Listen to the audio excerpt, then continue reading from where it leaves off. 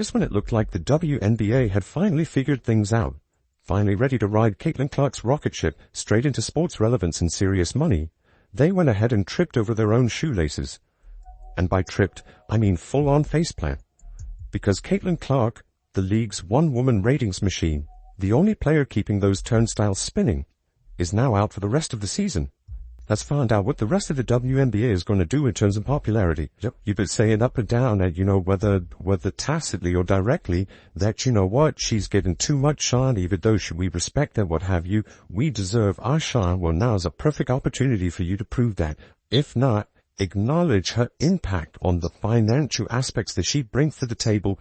Adopt the mentality that a rising tide lifts all boats, and learn to have an elevated level of appreciation for what she has brought to the game, and assist her in making the league even more profitable. The meltdown was instant. Fans are furious. Talk shows are in a frenzy. And Stephen A. Smith? Oh, he's practically levitating with rage. He's calling out everyone. The WNBA bullies, Commissioner Kathy Engelbert, and most especially Angel Reese, who, true to form, is out here faking a back injury like it's part of her brand strategy. Let's pause here. Caitlin Clark is the player who turned women's basketball into actual must-see TV. Before her, watching a random WNBA game was something only your overly competitive cousin bragged about. Now, Clark had people rearranging dinner plans just to catch her logo threes. And what does the league do? They run her into the ground. The WNBA will desperately try to spin this as business as usual, while the product collapses faster than Angel Reese's shot selection. And naturally, the first person to blow a gasket over this circus was Stephen A. Smith. ESPN's king of the mic didn't just comment, he erupted. While other league voices shuffled their feet and offered limp, get-well-soon soundbites, Stephen A. came in swinging like a one-man firestorm. He ripped into the refs, he ripped into the league, and he even ripped into the jealous players who have been throwing elbows at Clark since day one. Finally, somebody said what needed to be said. This wasn't just commentary. Stephen A. practically held court, breaking down the WNBA's incompetence like a prosecutor presenting evidence to a jury. The executives, clueless, the refs, spineless, and the Angel Reese drama, just another layer of embarrassment. You think the league can survive without Caitlin Clark? He asked basically. Cool. Check the numbers, then try not to cry. Thanks to Clark, Indiana led the league in attendance both at home and on the road. The Fever averaged 17,035 fans at home and over 15,000 on the road. 4 teams moved home games to bigger arenas when Indiana came to town to accommodate more fans. That's by Caitlin Clark. How do we know this? Attendance for the entire league was up nearly 50% last year. According to data from across the timeline, an Indiana league led all teams with an average attendance of 17,035. That was up 319% from the year earlier. And let's check those numbers, shall we? Clark-led games this season averaged 1.178 million viewers. The games without her? A pathetic 394,000. That's not a dip. That's a nosedive. A cratering so steep you'd think the league fell off a cliff. And yet, you still hear players like Angel Reese whining about Clark, stealing all the spotlight. Newsflash. Maybe people don't tune in for a walking turnover who spends more time on Instagram than improving her game. Caitlin Clark makes people care. Angel Reese makes people roll their eyes. Stephen A. didn't just wake up one day mad about this. He's been watching the WNBA fumble the bag for months. He's seen legends like Cheryl Swoops throw shade at Clark as if jealousy were a full-time job. He's seen Reese hijack every media opportunity to play the victim. And he's watched Engelbert, the commissioner, act like Clark's rise was some happy accident instead of the only reason the league exists in water-cooler conversations right now. Engelbert's strategy, or lack thereof, is so ridiculous it almost feels like parody. The league stumbles into its once-in-a-generation star, the one player capable of dragging them into mainstream relevance. And how does she handle it? With lukewarm press releases and no plan to protect Clark from being hacked to pieces every night. It's like stumbling upon a genie in a bottle and wasting your wish on a slightly bigger bottle. Pure incompetence. No lee's ever about one player. That player could get hurt or whatever, so I think it's just to give recognition that in sports, people watch for compelling content and rivalries, and you can't do that alone as one person. Meanwhile, Stephen A is out here shouting, "I told you so," from the rooftops. And let's be honest, he's earned it, because he's been pointing out the obvious all along. Clark isn't just the star of the WNBA, she is the WNBA.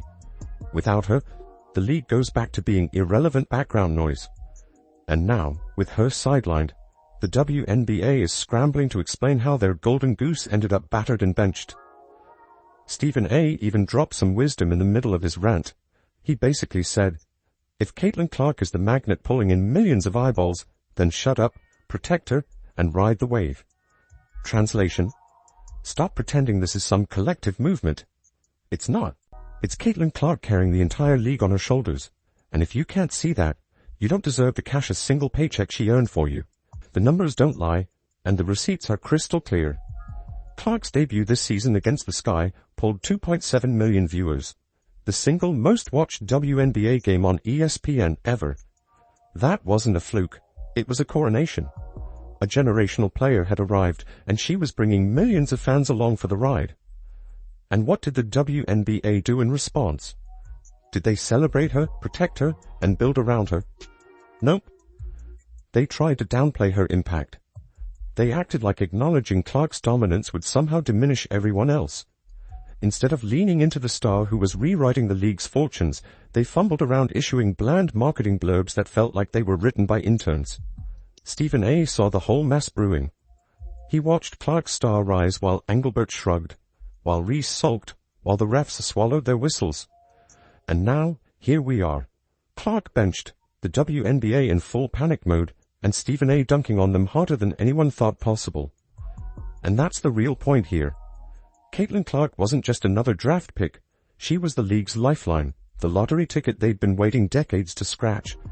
But instead of cherishing it, they acted like it was no big deal. Now the ticket's out of circulation, and the whole league is realizing too late that Clark isn't just valuable, she's irreplaceable. Meanwhile, Stephen A. Smith is standing tall, looking right at Engelbert, the refs, and Angel Reese, saying the one thing they don't want to hear. You had one job. Protect Caitlin Clark, and you blew it. We know what she brings to the table. But people wanted to hate because why? You had a bunch of players in this league that watched this young white girl come along and take the league by storm, and they resented it because they saw the marketing prowess that she had. They ignored the fact that you got chartered flights because of this girl. They ignored the fact that ratings were going through the roof because of this girl. Instead, they resented it because they said, yo, we were doing stuff for them before Caitlin Clark got here, and y'all wasn't paying attention then. But now, the young white girl comes along, and y'all want to sit up there and shower all of this praise and all of this attention that was earned before she ever came along. The resentment is understandable, but it's not about Caitlin Clark, it's about what she represents. My point is, grow up. Bottom line, the WNBA had the golden goose in Caitlin Clark, and they treated her like just another pigeon. Stephen A isn't just mad, he's delivering the wake-up call this league desperately needs. Clark isn't some interchangeable piece. She's the attraction, the face, the reason sponsors are cutting checks. And if she's not protected, respected, and prioritized, the WNBA won't just lose a player. It'll lose the one chance it had to truly matter. Stephen A. Smith has been that lone voice in a crowded room of silence. While others tiptoe around fragile egos, cling to outdated narratives, and pretend Clark's success is somehow unfair, Stephen has been blunt from the start. From the moment she set foot in the league, dragging ticket sales, TV ratings, and relevance along with her, he's been the loudest voice saying, pay attention. And why? Because unlike the bitter sniping from some former players and the constant jealousy from Angel Reese, Stephen A. actually recognizes value when he sees it. He nailed it months ago. There's real resentment out there. Now it's reached its ugly conclusion.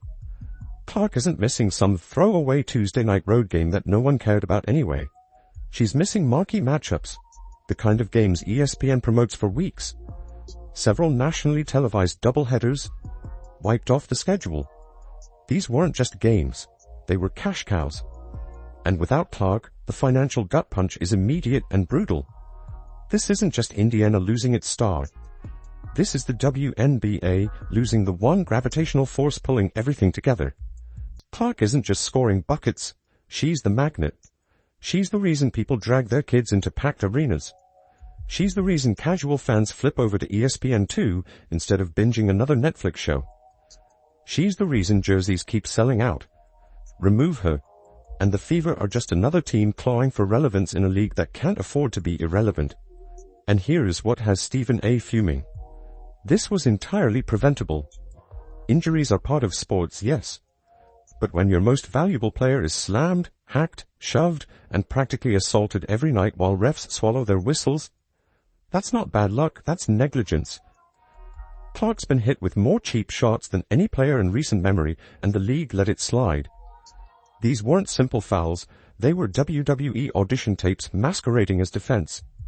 And the WNBA's response? Shrug. Pretend it's normal. Meanwhile, Stephen A. is probably smashing remotes at home, shouting, "Protect her, damn it." And he's right. This isn't just disappointment, it's malpractice. 2.2 million average viewers tuned in to watch Caitlin Clark and the Fever take on the Liberty. He had 3.2 million viewers is crazy. For the WNBA, even for the Fever, became the 6th most watched WNBA regular season or playoff game. The receipts don't lie either. Even in a loss to the Liberty, Clark still drew 2.22 million viewers on CBS, the second highest WNBA rating ever on that network. That kind of draw from a regular season game is unheard of. That's what star power looks like. But now, without her, those numbers are about to nosedive. Imagine being the marketing executive trying to sell ad space right now. Well, we had 2 million viewers, but now our star's limping. Sponsors see it. Networks see it. Everyone knows what's coming. And Stephen A., who lives for receipts, is licking his chops, ready to drop the ratings cliff notes on live TV. The sting here is sharper, because it didn't have to end this way. If the league had simply admitted what was clear from day one, that Clark wasn't just another player, she was the player, things could have been different. Instead, they downplayed her impact, acted embarrassed by her popularity, and let bitter veterans throw shade. They treated her as a disruptor, not a savior. But every ticket sold, every TV record broken, every headline written proved she was the engine. Now that she's sidelined, all those people who scoffed at her impact are about to learn the hardest lesson of all. She wasn't hype, she was the whole show. Clark wasn't just boosting the league, she was transforming it. Families who'd never even thought of the WNBA were planning summer vacations around Fever games. Kids were copying her logo threes at playgrounds across the country. Women's basketball was finally cool, finally trending, finally in the national spotlight.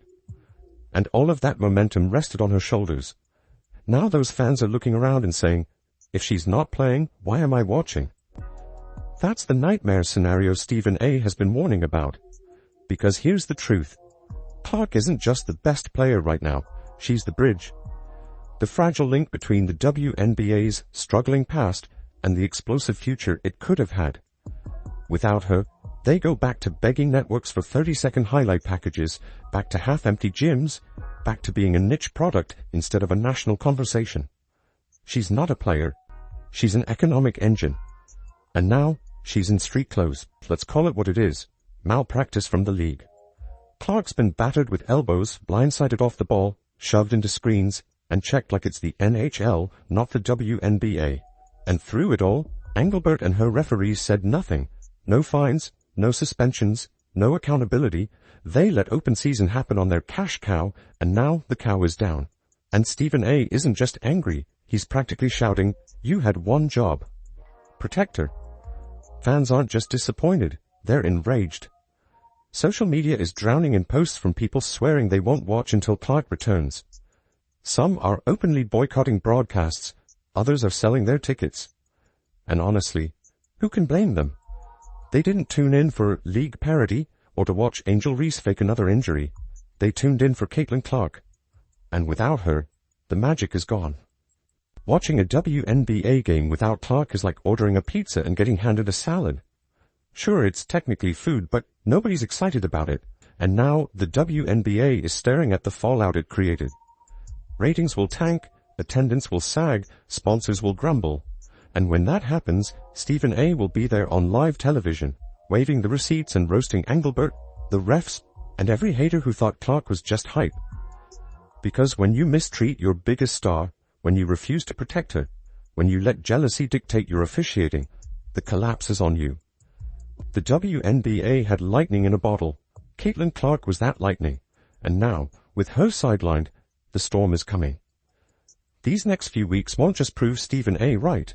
They'll define whether the WNBA can ever learn from its mistakes or whether it'll sit back and watch its future walk out the door. If you support Caitlin, then comment, baby goat over baby giraffe.